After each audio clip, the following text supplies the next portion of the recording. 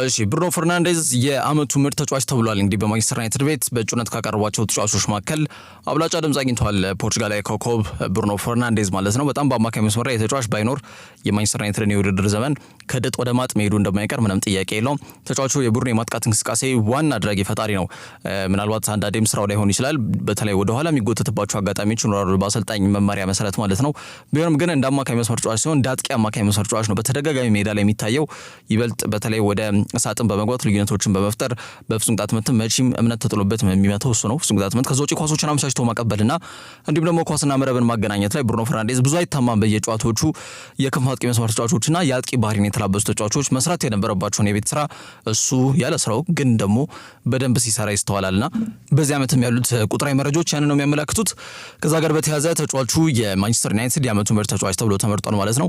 ፖርቹጋላዊ ተጫዋች ፈርናንዴዝ የዩናይትድ የዓመቱ ምርጥ ተጫዋች ተብሎ በአብላጫ ድምጽ ሲመረጥ አማድ ዲያሎን አስከትሎ 2 ያርጃን ይዞ አጠናቋል። ኮት ዲቫር እንዲሁም ደግሞ ሃሪ ማጓየር 3 ያርጃን በመያዝ አጠናቋል ማለት ነው። እንግዲህ ሰር ማት በዝቢ ሐውልት ያለበት እንግዲህ ዋንጫ ነው የሚረከቡት እንደሚታወቀውና ብሩኖ ፈርናንዴዝ በዩናይትድ ቆይታው ማለት ነው ለአራተኛ ጊዜ ይሄንን እንግዲህ ዓመቱ ምርጥ ተጫዋች ሽልማት ክብር ማሳካት የቻለበት አጋጣሚ አለ ማለት ነው። ከፖርቹጋላዊ ኮከብ ክርስቲያኖ ሮናልዶ መቀጠል ይሄንን ክብር 4 ጊዜ ማሳካት የቻለ እንግዲህ የመጀመሪያው ፖርቹጋላዊ ተጫዋችም ያደርገዋል። ከዛ ውጪ ቼልሲዎች ለተከታታይ ሁለተኛ ዓመት በፕሪሚየር ሊጉ በርካታ ቢጫ ካርዶችን ያየው ክለብ መሆኑ መረጋገጡን ተከትሎ አሰልጣኝ ማሬስካ ቡድናቸው መገምገም መቻል እንዳለበት ተናግሯል። የምዕራብ ለንደኑ ክለብ ያው ትላንትና ማንቸስተር ዩናይትድን 1-0 በሆነ ጠባብ ውጤት ማሸነፍ የሻምፒየንስ ሊግ ተስፋቸው ምናልባት ቲኬት ለመቁረጥ ያላቸውን እቅድና ተስፋ ያለመለሙበትን ወሳኝ 3 ነጥብ እንዳሳኩ የሚታወቅ ጉዳይ ነውና የትላንቱን ጨዋታ ሳይጨምር በሊጉ በርካታ ቢጫ ካርድን የሚመለከት ቡድን መሆኑን እንግዲህ ተረጋግጧል ማለት ነው። የትላንቱም ያው አንድ ተጫዋች ፓልመር ይመስለኛል ቢጫ ካርድ ተመልክቷልና እሱን ሳይጨምር በርካታ ቢጫ ካርድ የተመለከተ ቡድን ነው የቼልሲ እግር ኳስ ክለብ ማለት ነው። እንግዲህ ቀይ የሚያዩ ተጫዋቾች የሉንም ግን በተለይ የኒውካስሉ ጨዋታ ላይ ኒኮላስ ጃክሰን ያየው ቀይ ካርድ የውድድር ዘመኑ የመጀመሪያው ነው።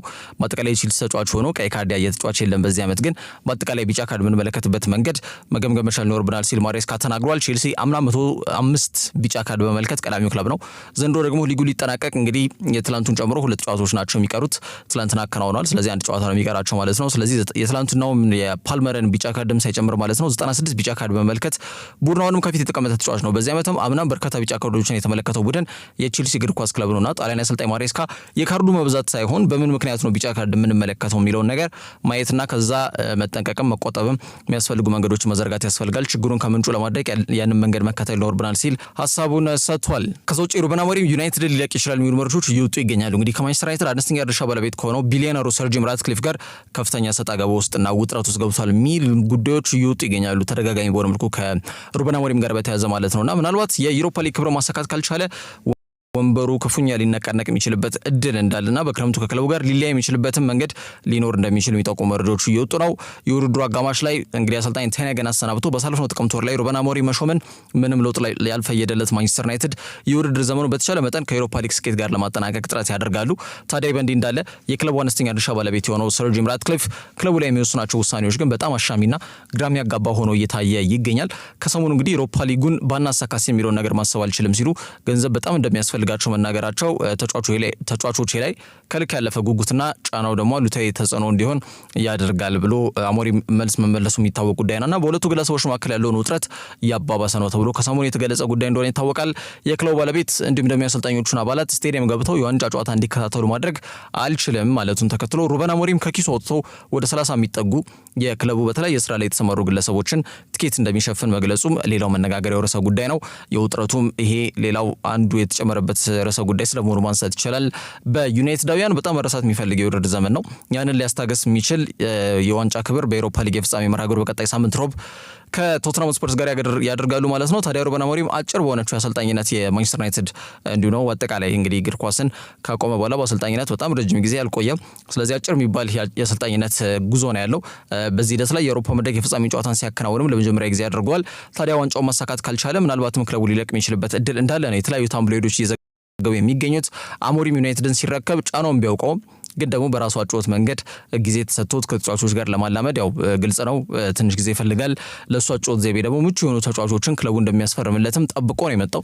ክለቡ ደግሞ ባሉት ተጫዋቾች ልዩነት ይፍጠር ባይናቸውና ያም ሌላው ያለመግባባታቸውና የውጥረቱ ቁጥር 3 መንስኤ ሊሆን ይችላል ተብሎ በስፋት እየተገለጸ ይገኛል። እንደ ሾን ዳይች አይነት አሰልጣኞች ደግሞ የማንቸስተር ዩናይትድ ስራ እንደሚፈልጉ በይፋ ተናግረዋል። እንግዲህ የ53 ዓመቱ የቀድሞ የኤቨርተንና የበርንሊ አሰልጣኝ የሆነው ሾን ዳይች የራሱ ዳይች ቦል በሚል መጠሪያ ያለው እጅግ አሰልቺ በጣም ቅርዝርዝ የሆነ አጨዋወት መንገድ ያለው ለእይታ ምንም የማይማርክ አይነት አጨዋወት መንገድ ያለው አሰልጣኝ ነው ሾን ዳይች። ብዙ ጊዜ ከቆሙ ኳሶችን ልዩነት ለመፍጠር ጥረት የሚያደርግ ከግራም ከቀኝም ክሮስ የሚያደርግ ወደ 16 ከ50 ኳሶችን ጥሎ ልዩነቶችን ለመፍጠር የሚሞክር በጣም የማይማርክ አጨዋወት መንገድ ያለው አሰልጣኝ ነው። ታዲያ እንደሱ ንግግር ከሆነ ከስቲክ ቱ ፉትቦል ፖድካስት ጋር በተሰኘው የኢያን ራይት የሩኪን የጄሚ ካራገርና የጋሪ ኔቭል አዘጋጅነት የሚቀርበው ፖድካስት ላይ ቀርቦ ነው እንግዲህ ዩናይትድ አሰልጣኝ ተደርጌ ብሾም ከአሞሪም የተሻለ ጨዋታዎችን አሸነፍ ነበር ሲል ተናግሯል። ባሳለፍነው ጥር ወር ላይ እንግዲህ ከኤቨርተን አሰልጣኝነቱ የተሰናበተው ሾን ዳይች የአሞሪም ወንበር በኦልድ ትራፎርድ የተመኘው ሰው መሆኑን በይፋ እንዳሳወቀ መናገር ይቻላል። ትላንትናም አሞሪም ይዞት የገባው ያስተላለፍ ከሞላ ጎደል ቋሚ ተጫዋቾቹ መሆኑን በጣም ሲያስተቸው ቆይቷል። በራሱ ደጋፊዎች ጉዳትስ ቢያጋጥማቸው የሚል ስጋት ያጋጠማቸው ዩናይትድ ደጋፊዎች ምንም ልዩነት ላይ የማይፈጥር ነገር መሸነፋችን ስላልቀረ ቢያንስ ተጫዋቾቹ ማሳረፍ ነበረበት የሚል ሀሳብ ጎን ለጎን በትላንትናው ጨዋታ ጋርም በተያዘ ሀሳብ የተሰነዘረበት ይገኛል። ምናልባት የሮቡን ጨዋታም ሽንፈት የሚያጋጥማቸው ከሆነ የቼልሲ መርሃ ግብር ላይ ያሰለፋቸው ተጫዋቾች አንድም የጨዋታ ድካም መጠነኛ በሆነ መልኩ ተንጸባርቆባቸው ነው የሚል ምክንያት እንግዲህ ከወዲሁ ሊቀርበት እንደሚችል ይገመታል። ከወዲሁ ግን የሩበን አሞሪምና በአጠቃላይ የክለቡ አነስተኛ ድርሻ ባለቤት የሆነ የሰር ጂም ራትክሊፍ ውጥረት እጅግ ከፍ ባለ መልኩ እንደቀጠለ እንደሚገኝ ነው መረጃዎች በስፋት እየጠቆሙ የሚገኙት። ከዛ ውጭ ክርስቲያኖ ሮናልዶ የዓለማችን ውዱ ተከፋይ የስፖርት ሰው መሆኑን ፎርብስ አረጋግጧል። ፎርብስ መጽሔት እንግዲህ በየጊዜው የሚያወጣው ዓመታዊ ከፍተኛ ገቢ የሚያገኙ ኮከቦችን ይፋ ሲያደርግ በስፖርት ዘርፍ ላይ ክርስቲያኖ ሮናልዶ ለተከታታይ 3ኛ ዓመት የዓለማችን ውዱ ሂሳብ ተከፋይ የሆነው ስፖርት ግለሰብ ወይም ደግሞ ስፖርት እንቅስቃሴ ላይ የተሰማራ ሰው በሚል ይፋ አድርጎታል። በአመት ወደ $275 ሚሊዮን ነው ገቢ የሚያስገባው CR7 የእግር ኳሳዊ ጉዳዮች ላይ ብቻ ትኩረት ያደረገ ነው። ወደ 939 ሚሊዮን ተከታዮች አሉት በማህበራዊ ትስስር ገጽ ላይ። ፖርቹጋላዊ ኮከብ ከክለቡ ውጪ በአመታዊ ከሚያገኛቸው ገቢዎች ጎን ለጎን በስፖንሰርሺፕ እና በተያያዥ ጉዳዮችም ዳጎስ ያለ ገቢ የሚያገኝ ተጫዋች እንደሆነ ይታወቃል። ስለዚህ በተለይ ተከታታይ 3ኛ ዓመት በበላይነት ወይም ደግሞ ከፍተኛ ገቢ የሚያገኝ የስፖርት ሰው መሆኑን ይፋ አድርጓል። ይህ በእንዲህ እንዳለ በቅርጫት ኳስ የጎልደን ስቴት ዋሪየርሱ ስቴፈን ከሪ ባሳለፍነው መጋቢት ወር ላይ ተጫዋች በነገራችን ላይ በቅርጫት ኳስ ታሪክ ከረጅም ርቀት የሚቆጠሩ ኳሶች 3 ነጥብ እንደሚያስገኙ ይታወቃል። 3 ፖይንት እየተባለ የሚጠራልና አሜሪካዊ ስቴፈን ከሪ 4000 ነጥቦችን አስመዝግቧል። ከዚህ ከርቀት በሚያስቆጥራቸው ኳሶች ማለት ነውና በዚሁ ከረጅም ርቀት በማስመዝገብ የመጀመሪያው የቅርጫት ኳስ ተጫዋች የተባለበትና የ3 ነጥብ ንጉስ መሆኑን ያሳየበት አጋጣሚ ተፈጥሮ እንደነበር የምናስታውሰው ጉዳይ ነው። ታዲያ $156 ሚሊዮን አመታዊ ገቢ እንግዲህ ሁለተኛ ደረጃ ላይ ተቀምጧል። ቦክሰኛው ታይሰን ፊውሪ ደግሞ እንግዲህ ወደ $146 ሚሊዮን ማግኘት 3ኛ ደረጃ ላይ ተቀመጠ ግለሰብ ነው። የከባድ ሚዛን ቡጥኛ ዩክሬናዊውን አሌክሳንደር ኡዚክ እንግዲህ ለተከታታይ 2ኛ ጊዜ ሽንፈት ካጋጠመው በኋላ ማለት ነው በኡዚክ ራሱን ከቅርብ ጊዜ ከስፖርቱ ማግለሉና ጓንት መስቀሉን ይፋ ማድረጉ አይዘነጋም። ግን የማልቲስ ቱሪዝምን ለማሳደግ እንዲሁም ደግሞ በኔትፍሊክስ ሪያሊቲ ሾው ላይ የተፈራረማቸው ኮንትራቶች ከፍተኛ ገቢ እንዲያገኝ አስችለውታል ማለት ነው። አርጀንቲና ኮከብ ሊዮኔል ሜሲ ደረጃው ወደ 5ኛ ዝቅ ብሏል። አመታዊ ገቢው $135 ሚሊዮን ነው ልክ እንደ አምናው ማለት ነውና ከአዲዳስ ትጥቅ አምራች ተቋም እንዲሁም ከአፕል የሚያገኛቸው ገቢዎች እንደተጠበቁ ናቸው። ከዞቻ አስደናቂው የቅርጫት ኳስ ህይወቱ በጣም ፍጻሜውን ሊያገኝ እየተቃረበ የሚገኘው አንጋፋው ሌብሮን ጄምስ በኤልኤ ሌከርስ ነው እየተጫወተ የሚገኘው። $133 ሚሊዮን አመታዊ ገቢ ያለው 6ኛ ደረጃ ላይ ተቀምጧል። ፈረንሳይ አጥቂ ካሪም ቤንዜማ በ$104 ሚሊዮን አመታዊ ገቢ 8ኛ ደረጃ ላይ ተቀምጦ እንደሚገኝ የፎርብስ መጽሔት ያመላክታል። ከዛ ውጭ መድፈኞቹ አርሰናሎች በቼልሲ ፊት የተነሳውን ተጫዋች ለማስፈረም ፍላጎት አሳይተዋል ተብሏል። ተጫዋቹ አንድሬ ሳንቶስ ነው። ገና 20 ዓመቱ ነው። በእድሜ ደረጃ የቀድሞ የቫስኮ ዳጋማው ተጫዋች በጣም አስደናቂ እንቅስቃሴን በክለቡ ማድረግ መቻሉን ተከትሎ ቼልሲ ካቻምና ይህን ተጫዋች ዝውውር ወደ 12.5 ሚሊዮን ፓውንድ ወጪ አድርገው የተጫዋቹን ፊርማ ማግኘት መቻላቸው የሚታወቅ ጉዳይ ነው። ተጫዋቹ ለብራዚሉ ክለብ ቫስኮ ዳጋማ ባደረጋቸው 36 ጨዋታዎች በአማካኝ ቦታ እየተነሳ 8 ጎል አስቆጥሯል። 9 ኳስ ደግሞ አመቻችቶ ማቀበል ችሏል። በቼልሲ ቤት ግን የሞይሰስ ካይሴዶ እና የኤንዞ ፈርናንዴዝ እንዲሁም የሮሚዮ ላቪያ የእነዚህ 3 ተጫዋቾች የአማካኝ ቦታን ሰብሮ መግባት በጣም ዳገት ሆኖበታል። ሰፊ መጫወት ጊዜም በክለቡ ያልተሰጠው ተጫዋች ነው። እንኳን እሱ እንደ ኮንር ጋላገር አይነት ተጫዋቾችም ይበልጥ የመሰለፍ ዕድል እንደሚያገኙ ማረጋገጣቸውን ተከትሎ ነው ከክለቡ ለመራቅ የወሰኑት ማለት ነውና አምና ወደ ኖቲንጋም ፎረስት በውሰት ሰው ነበረ ፕሪሚየር ሊጉ እንዲለምደው በማሰብ ቼልሲዎች ልከውት ነበር በውሰት ቢሆንም ግን በክለቡ ብዙ የመሰለፍ ዕድልን እየተሰጠው አልነበረም። ያንን ተከትሎ የውሰት ውሉን አቋርጠው እንዲመለስ አድርገውታል። አሁን ደግሞ ዘንድሮ ማለት ነው በፈረንሳይ ሊጋ በሚጫወተው የቼልሲ እህት ክለብ ወደሆነው ስትራስበርግ እንደሸኙት የሚታወቅ ጉዳይ ነው። ይህን የውድድር ዘመን በአጠቃላይ በስትራስበርግ ቆይታ ያደረገ ተጫዋች ነውና አሁንም የቼልሲን አማካይ መስመራቸውን ሰብሮ የተጫዋች በምዕራብ ለንደኑ ክለብ ቋሚ አስተላለፍ ውስጥ ይካተታል ተብሎ አይገመትም። በተለይ ደግሞ ክለቡ የአውሮፓ ሻምፒየንስ ሊግ ደረጃን ይዞ ለማጠናቀቅ ጠበር ግፍ እያለ ነው። ከተሳካላቸው ደግሞ እህት ክለቡ ክለቦች በዚህ ውድድር ላይ ተጫዋች መለወጥን አይችሉም። ይሄ የፊፋ ላይ የተቀመጠው ወይም የተደነገገ ህግ ነው። ከዛ ጋር በተያያዘ ተጫዋቹ ተመልሶ ወደ ቼልሲ የሚያቀናበት ድል ይበልጥ እንዲጠብ ያደርገዋል። ስለዚህ የቼልሲ ቆይታው አጣብቂኝ ውስጥ ወድቋል ብለን ልንወስደው እንችላለን። ከአንድሬ ሳንቶስ ጋር በተያያዘ ወደ ሌሎች ክለቦች እንግዲህ እድል ወደሚሰጡት ክለቦች ማለት ነው ሊያጫውቱትና የተጫዋቹን ግልጋሎት ማግኘት ወደሚፈልጉ ክለቦች ተጫዋቹ የማምራት ፍላጎት እንዳለውም እየተገለጸ ይገኛል። በዚህ አግባብ እንዲሁም ያንን ነገር ከግምት በመክተት ማለት ነው መድፈኞቹ ተጫዋቹን የማስፈረም ፍላጎትን አሳይተዋል ሲል ፉትቦል ትራንስፈርስ ዘግቧል ማለት ነው። በስትራስበርግ ቆይታው ቡድኑ ቱሉዝን እንግዲህ 2-1 ሲረቱ አሰልጣኝ ዲየጎ ሞሬራ የዓለማችን ምርጡ 8 ቁጥር ተጫዋች ነው በሚል እንግዲህ ስለ አንድሬ ሳንቶስ ያላቸውን አድናቆት ወይም ደግሞ ተጫዋቹን በዚህ ደረጃ ያሞካሹበት መንገድ እንዳለ አይዘነጋምና አርሰናል ለፓርቴ አዲስ የአጭር ጊዜ ውል ይሰጡታል ተብሎ ይገመታል በመጪዎቹ ጥቂት ጊዜያቶች ላይ። ከዛ ውጪ ግን ጆርጂኒዮ ክለቡን እንደሚለቅ ተረጋግጧል። ወደ ብራዚል ሊግ የሚያቀና ይሆናልና ዴክላን ራይስ የፕሪሚየር ሊጉ ውዱ እንግሊዛዊ ተጫዋች ነው። ያንን የሚመጥን አቋም ያለውም ተጫዋች ነው። ያንን አስመልክቷል በተደጋጋሚ። ግን እሱን እረፍት ሊሰጥ የሚችል ሊፎካከር የሚችል ተጫዋች በስብስብ ውስጥ የለም። በአንድ ዓመት ውስጥ አንድ ቡድን በአማካኝ ለ4 ዋንጫዎች ነው የሚንደረደረው። በተለይ ደግሞ እንደ አርሰናል አይነት ይሄ ከዓመት ዓመት ቶፕ 6 ብለን የምንጠራቸው በተለምዶ ምርጥ የሚባሉ 6 ቡድኖች መካከል አንዱ ለሆኑ አይነት ቡድኖች በተለይ ለ4 ዋንጫ ነው የሚንደረደሩት። እንደሚታወቀው ዓመቱ ሲጀመር ያ ማለት በርካታ ጨዋታዎች ነው የሚደረጉት ማለት ነውና አንድ ተጫዋች ያንን አራቱንም በውድድር ዘርፍ ላይ በየጊዜው አንዳንዴ እንዲሁም በሳምንት 2 ጨዋታዎችም የሚመጡበት አጋጣሚ ያለና ሊሰለፍ የሚችልበት እድል እጅግ በጣም ጠባብ ነው። ከዛ አንጻር አርሰናል አንድሬ ሳንቶስ አይነት ተጫዋቾችን ለማስፈረም ፍላጎት እንዲያሳዩ ምክንያት ሆኗል። ስብስብ በዛ ደረጃ ጥልቀት ሊኖረው ይገባል አንድ ቡድን ማለት ነው። ለ4 ዋንጫ የሚጫወት ቡድን ከሆነ ስብስብ ጥልቀታቸውም ከፍተኛ መሆን መቻል ይኖርበታል። አርሰናል ደግሞ በዛ ደረጃ ስብስባቸው ጥልቀት የለውምና በአማካይ መስመር ላይ ሳንቶስን ለማስፈረም ፍላጎት እንዲያሳዩ ያደረጋቸው ጉዳይ ያ ነው ተብሏል። ብራዚል አማካይ በቫስኮ ዳጋማ በነበረው እንቅስቃሴ ያስመዘግባቸው ቁጥራዊ መረጃዎችም ተጫዋቹ ለአንድ የቡድን የማጥቃት እንቅስቃሴ የሚወጣው ሚና ከፍተኛ መሆኑን አመላካሽ ነጥቦች ናቸው። እንግዲህ ተጫዋቹ ወደ 8 ጎል አስቆጥሮ 9 ኳስ አመቻችቶ አቀብሏል በ36 ጨዋታ ማለት ነውና ብዙ ጊዜ የቤት ስራው አይደለም፣ ግን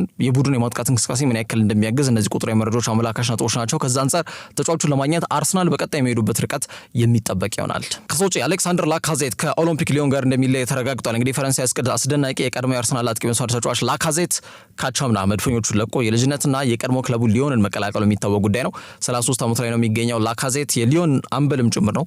ግን ከፍተኛ ሳምንታዊ ደሞዝን የሚጠይቅ ተጫዋች ነውና ክለቡ ደግሞ ያለበት ወቅታዊ ፋይናንስ ሁኔታ ይታወቃል።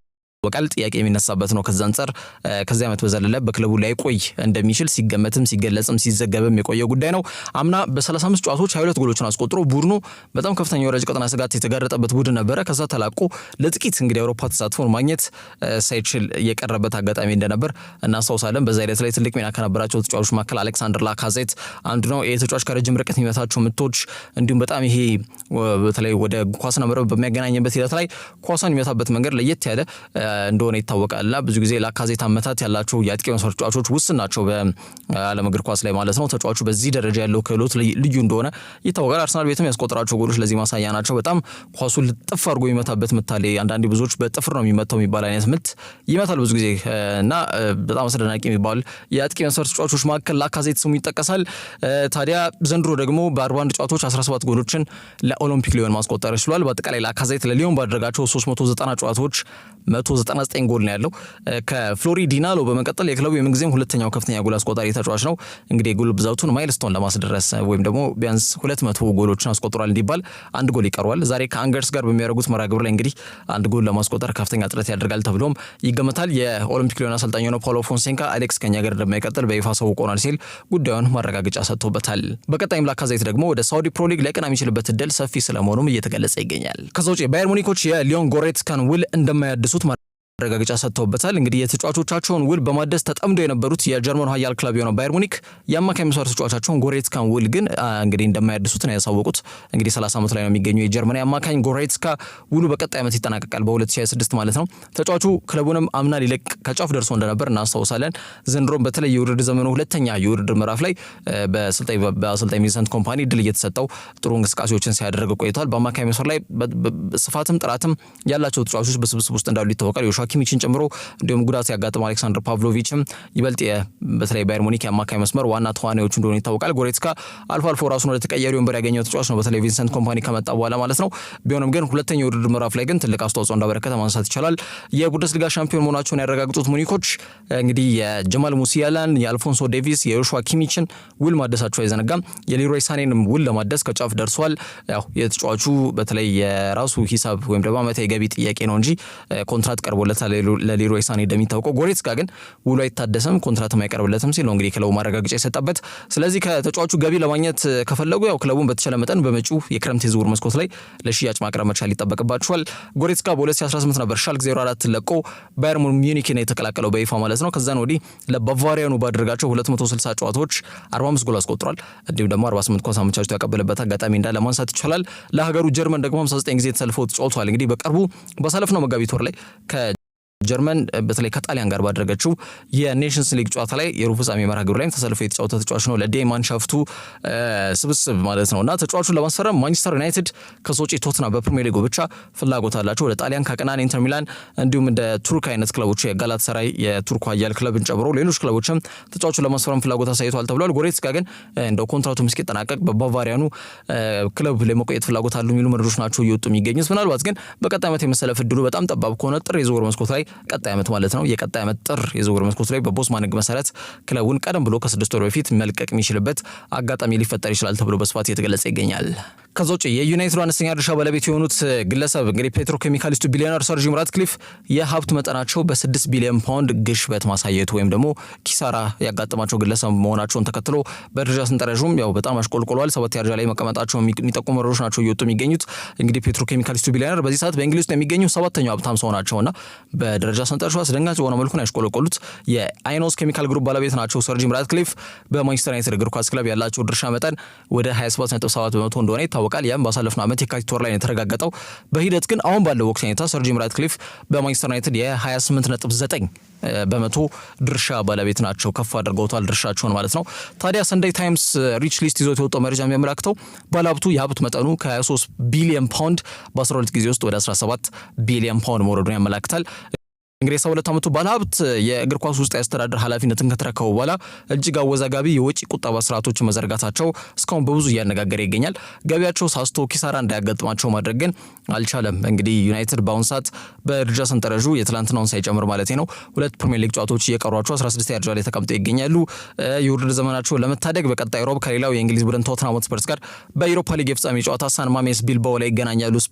የስፔን ሰሜናዊ ክፍል ላይ ማለት ነውና በጠቃላይ መጽሔቱ ይዞት የወጣው የእንግሊዝ በተለይ ምርጥ ተጽዕኖ ፈጣሪና እንዲሁም ደግሞ ሀብታም ሰዎች ዝርዝር ወደ 350 እንግሊዛውያንን በገቢያቸው መጠን በቅደም ተከተል አስቀምጧል። በጎልፍ ስፖርት ተጫዋቹ ሮሪ ማክሮይን ጨምሮ በቦክስ ተፋላሚው እንግዲህ አንቶኒ ጆሹዋ እንዲሁም ደግሞ በጀርመን ቡንደስሊጋ እየተጫወተ የሚገኙና በ15 ዓመት የእግር ኳስ ህይወቱ የመጀመሪያ ዋንጫውን ማሳካት የቻለው ሃሪ ኬን ገቢያቸውን ካሳደጉ የስፖርት ሰዎች መካከል ይጠቀሳሉ። ሰር ጂም ራትክሊፍ ግን ቀደም ብዬ እንዳነሳሁት ነው ከ23 ቢሊዮን ፓውንድ ወደ 17 ቢሊዮን ፓውንድ እንግዲህ ተሽቆልቆላል በ12 ጊዜ ውስጥ በአንድ ዓመት ጊዜ ውስጥ ማለት ነው ገቢያቸው። ከዛ ጋር በተያያዘ በደረጃ ሰንጠረዡም ዝቅ ብለው 7 ደረጃ ላይ የተቀመጡ ግለሰብ ስለመሆናቸው ማንሳት ይቻላል። ቀደም ብዬ ባጋራሁት መረጃ መሰረት ዩሮፓ ሊጉን አላሳካንም ብዬ ማሰብ አልፈልግም ያሉበትም አንዱ ምክንያት ያ ነው።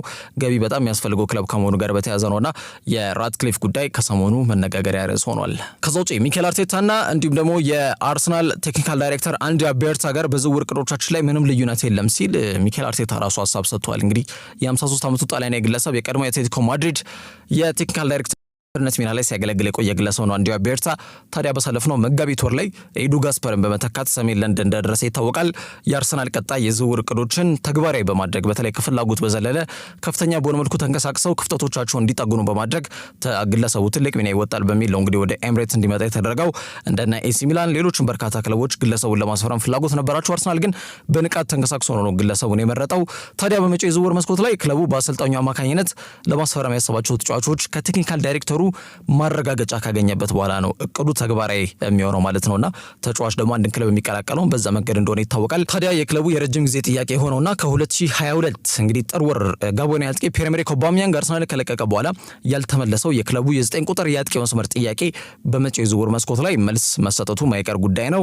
መቼስ አርሰናል ያለፉትን 2 የዝውውር መስኮቶች ላይ በጣም በትልቁ የተወቀሰበትና የአጥቂ መስመር ባለማስፈረማቸው ምክንያት ዋጋ የከፈሉበት የውርድ ዘመን እንዳሳለፉ ምንም ይሄ ግልጽ ጉዳይ ነውና በዚህ ዓመትም ያ ነገር እልባት ሳያገኝ ይቀጥላሉ ተብሎ አይገመትም። መቼስ ግልጽ በሆነ መልኩ ለዋንጫ የሚፎካከር አይነት ቡድን ሆነው እንግዲህ መቅረብ የሚፈልጉ ከሆነ ማለት ነውና ጥያቄው በየትኛው ተጫዋች መልስ ያገኛል የሚለው ጉዳይ ነው የሚጠበቀው። በአርሰናል እግር ኳስ ክለብ ውስጥ እንግዲህ የቡድኑ አሰልጣኝና አዲሱ የቴክኒካል ዳይሬክተር በዝውውር ስትራቴጂያቸው በልዩነት በአጥቂ መስመር ላይ የሚፈልጓቸው ተጫዋቾች ላይ ልዩነቶች ተፈጥሯል ተብሏል። የቡድኑ አሰልጣኝና የቡድኑ ቴክኒካል ዳይሬክተር ማለት ነው ሚኬል አርቴታ ቤንያሚን ሼስኮን ለማስፈረም ፍላጎት ሲያሳይ፣ አንድሪያ ቤርታ በበኩሉ ለቡድኑ የሚያስፈልገው እንደ ጊዮኬሬሽ አይነት ጨራሽ አጥቂ ስለሆነ እሱ ነው መፈረም ያለበት በሚል አለመግባባት ውስጥ ገብቷል የሚሉ ሀሳቦች በስፋት በሚዲያው ሲነሱ መቆየታቸው አይዘነጋም።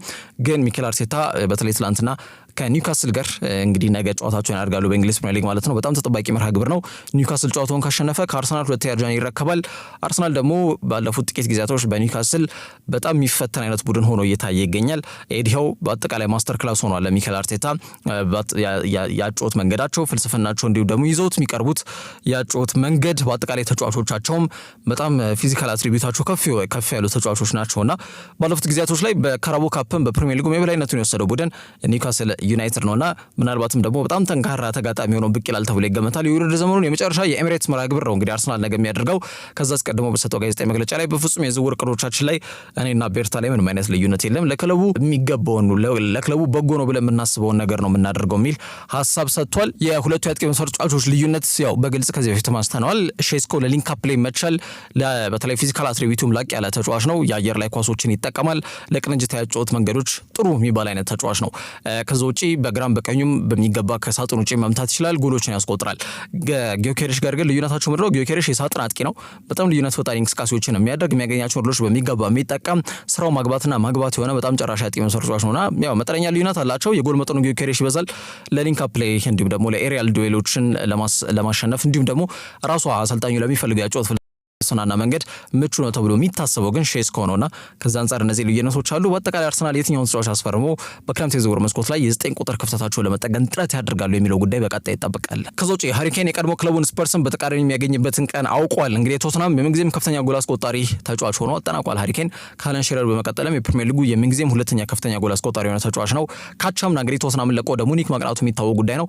አምና በመጣበት ዓመት ማለት ነው ቡንደስሊጋው ማሳካት አልቻለም ነበር በባየር ሌቨርኩሰን እጅግ በጣም አመርቂና አስደናቂ የውድድር ዘመን ምክንያት ማለት ነው።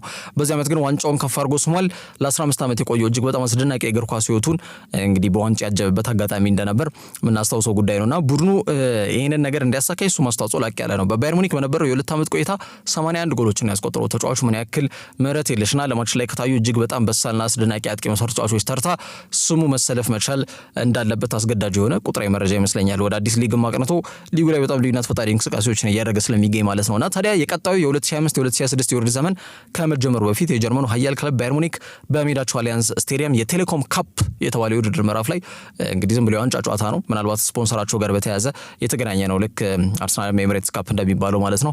ማንቸስተር ዩናይትድም እንዲሁ ስናፕ ድራገን ካፕ የሚል ማዘጋጀት ጀምሯል ከስፖንሰሮቻቸው ጋር በተያያዘ ማለት ነውና የቴሌኮም ካፕ ለማሳካት እንግዲህ ባየር ሙኒክ ከቶተንሃም ጋር የፊታችን ነሐሴ ወር ላይ የ2025-2026 የውድድር ዘመን ከመጀመሪያው በፊት ጨዋታቸው የሚያደርጉ ይሆናል ማለት ነው።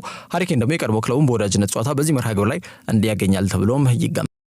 በመጨረሻም ዲን ሃውሰን ማድሪድን በይፋ ተቀላቅሏል። አይቀር የነበረ የዝውውር እውን ሆኗል። በበርካታ ክለቦች ሲፈለግ የነበረው የስፔን አስደናቂ የማል ተከላካይ መስመር ተጫዋች በስተመጨረሻ መዳረሻው ሪያል ማድሪድ መሆኑ ተረጋግጧል። እንግዲህ 19 ዓመቱ ላይ ነው የሚገኘው የስፔን የተከላካይ መስመር ተጫዋች ሃውሰን ሊቨርፑልን ጨምሮ በርካታ የፕሪሚየር ሊግ ክለቦች ቢፈልጉትም ወደ ማድሪድ ማቅናቱ ግን ተረጋግጧል። እንግዲህ አሰልጣኝ ዣቪ አሎንሶ የመጀመሪያ ፈራሚውን አግኝተዋል ብለን ወስዶ እንችላለን።